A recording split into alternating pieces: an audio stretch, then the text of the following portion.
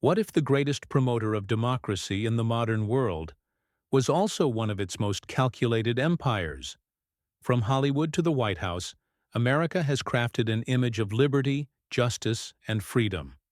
But behind the stars and stripes lies a darker tale of coups orchestrated, governments overthrown, and markets reshaped in the name of control. This is not the America you read about in textbooks. This is the story of how the United States, after rising from a revolution against empire, slowly became one itself, not through conquest of land, but of influence. Through war, economics, and ideology, it built a global order where obedience looked like freedom, and resistance looked like chaos. In this video, we'll uncover the real mechanics of the American empire, from the Monroe Doctrine to CIA black ops, from dollar diplomacy to Silicon Valley's soft power. We'll follow the trail of interventions, betrayals, and manufactured liberations that redefined the 20th century. The question isn't whether America is an empire, but what kind of empire it truly is. In 1954, a Guatemalan president tried to give land back to his people and lost everything. Jacobo Arbenz dared to challenge the power of foreign corporations, and in return, the CIA orchestrated a coup that shattered a nation's democratic future. His face vanished from public murals. His people lived under military terror for decades. This was not an isolated event. It was a warning. In Iran, a similar fate awaited Mohammad Mossadegh. He nationalized oil to lift his country from foreign dependence, and was met with operatives, riots, and the installation of a brutal Shah. For ordinary Iranians, the price of American freedom was silence, censorship, and torture chambers. For every government that resisted, there was a shadow war waiting in the wings, and while the missiles flew and deals were signed behind closed doors, entire generations in Latin America, Southeast Asia, and the Middle East grew up under regimes empowered by U.S. backing. Their lives, erased or rewritten, were collateral in a global game of influence. These weren't just political maneuvers. They were human tragedies carved into history by an empire without borders. The roots of the American empire can be traced back to the 19th century, not with tanks or colonies, but with ideology. The Monroe Doctrine of 1823 boldly declared that the Western Hemisphere was off-limits to European powers. It sounded defensive, but it was a quiet claim to dominance. Latin America would no longer be Europe's playground. It would become America's backyard. Then came the Spanish-American War in 1898, a pivotal turning point. Under the banner of liberation, the United States seized control of Puerto Rico, Guam, and the Philippines, not as equals, but as subjects. Cuba, though technically independent, became a satellite in all but name. The war lasted months. The influence lasted generations. For the first time, the U.S. had overseas territories and a taste for global reach. As the 20th century dawned, so did a new strategy: economic imperialism. Rather than colonizing with armies, America learned to dominate through banks and business. Corporations like United Fruit in Central America or Standard Oil abroad were not just companies. They were extensions of U.S. foreign policy. Their profits were protected by Marines. Their interests were guarded by diplomats. And their failures? Solved with force. World War I gave the United States its first taste of international leadership. But it was World War II that crowned it as a superpower. As Europe lay in ruins and the Soviet Union bled on the Eastern Front, America emerged not only victorious, but untouched at home. Its factories boomed. Its military stretched across oceans. And through the Marshall Plan, it rebuilt Europe, not just with aid, but with allegiance. The Cold War turned that influence into a crusade. Communism became the enemy, and containment the doctrine. But freedom was a flexible word. In the name of fighting the Soviet Union, the U.S., propped up dictators from Latin America to Southeast Asia, as long as they aligned with Western interests. In Vietnam, democracy meant napalm and endless war. In Chile, it meant overthrowing a socialist president elected by the people. By the 1980s, America's reach had become both military and cultural. Ronald Reagan spoke of a shining city on a hill, even as covert operations funded wars in Nicaragua and Afghanistan. US-backed Mujahideen would later evolve into the Taliban. In the pursuit of dominance, the line between protector and provocateur blurred. Nations were no longer conquered by soldiers, but by ideology, capital, and covert operations. The fall of the Soviet Union in 1991 marked not just the end of the Cold War. It was the beginning of a new unchallenged empire. With no rival superpower, the US shifted from containment to expansion. NATO, once a defensive alliance, began pushing eastward, closer to Russia's borders. Washington promised it wasn't about dominance. Moscow heard something else entirely. Meanwhile, the Middle East became a proving ground for American influence and its contradictions. In 1990, Saddam Hussein invaded Kuwait.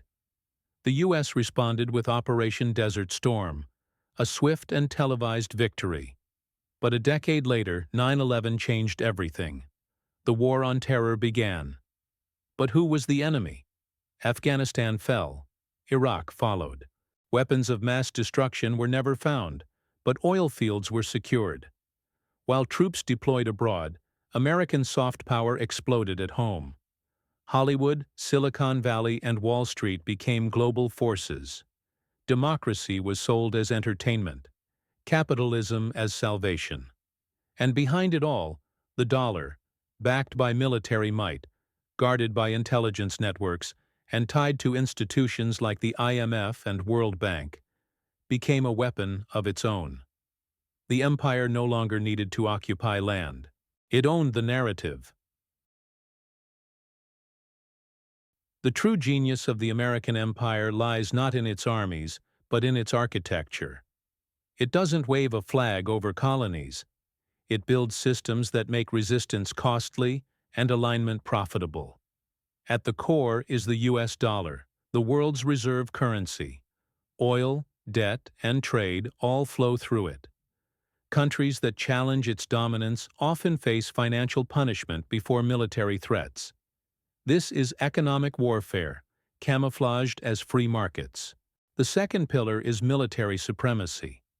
With over 750 military bases in more than 80 countries, the United States has created a global presence unlike any in history. Aircraft carriers act as mobile nations. Drone strikes can reach across continents. No corner of the earth is truly outside its reach. But this power is rarely used to conquer. It's used to deter, pressure, and remind the world who writes the rules. Then comes media and culture, the soft power that defines hearts and minds. Hollywood films, Silicon Valley apps, Ivy League narratives. These don't just entertain, they shape values, influence elections, and export the American worldview.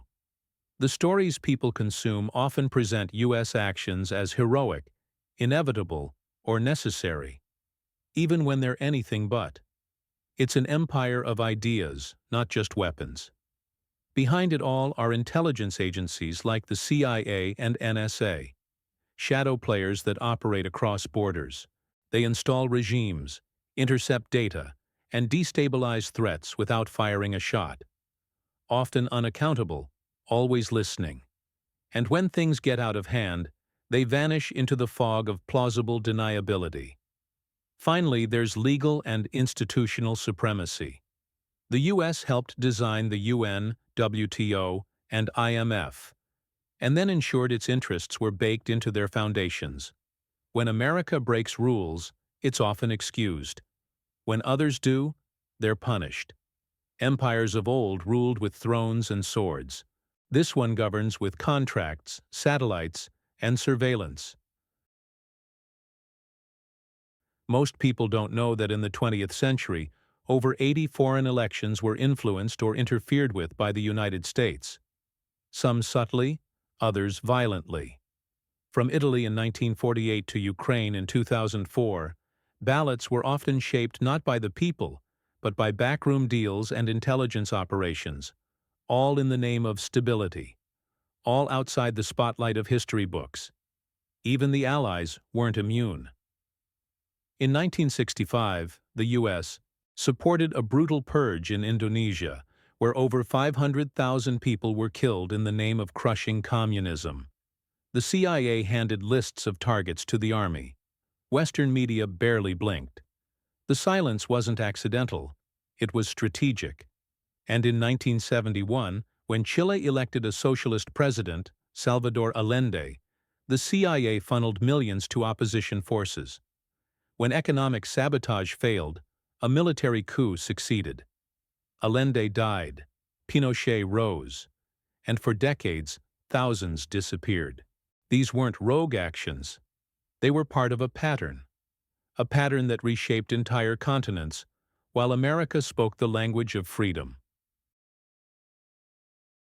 Today, we live in a world built on the architecture of American power. The internet, global finance, entertainment, all flow through systems dominated by the United States. Even dissent happens on platforms owned by American companies. The rules of the modern world, both spoken and unspoken, carry the fingerprints of a single superpower. Nations like China and Russia now challenge this dominance, not just with weapons, but with alternative systems, new trade alliances, digital currencies, and media networks. The rise of multipolarity isn't just geopolitical, it's cultural. The question many nations face now is not whether to resist America's influence, but whether they even can. And within the United States itself, the empire shows cracks, endless wars, domestic unrest, economic inequality. All suggest that the power structure once exported globally may be turning inward. The world is changing. But the legacy of the American empire, from its interventions to its ideologies, continues to shape every crisis, every headline, and every decision on the world stage. From the ashes of colonialism, the United States rose promising something different. A new kind of power, rooted in liberty. But over time, the methods changed, not the mission. The world wasn't conquered by force alone. It was shaped by influence, fear, and control disguised as choice. Some empires leave behind monuments, others leave scars. The American empire leaves questions about freedom, justice, and the true cost of global leadership. Was it a protector of democracy, or its greatest manipulator? And as new powers rise and old alliances tremble, one truth remains. History doesn't repeat itself, but empires echo. The real story of the American empire isn't just about the past. It's a warning about the future and who gets to shape it.